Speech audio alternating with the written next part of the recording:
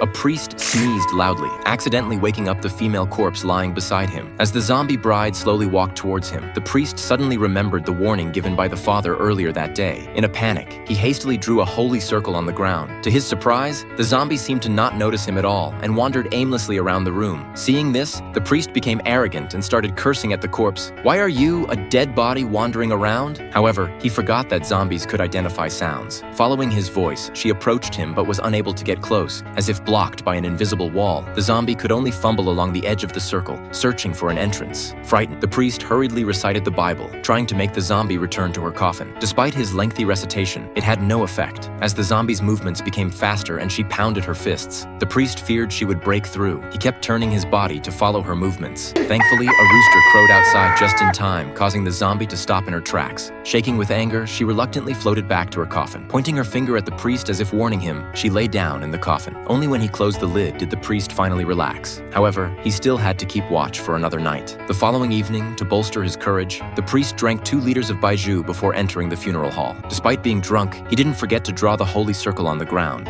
Fueled by liquid courage, he cursed at the corpse. The next second, the wooden coffin flew into the air and charged towards him. The man panicked and continuously chanted exorcism spells. The zombie bride, riding her flying coffin, frantically crashed against the protective barrier of the holy circle. The man realized his chanting was ineffective, so he took off his shoe and threw it at the zombie, but it didn't harm her at all. Just then, the rooster outside crowed again. The zombie promptly returned to her coffin, while the man was left exhausted from the ordeal. The corpse angrily closed her eyes.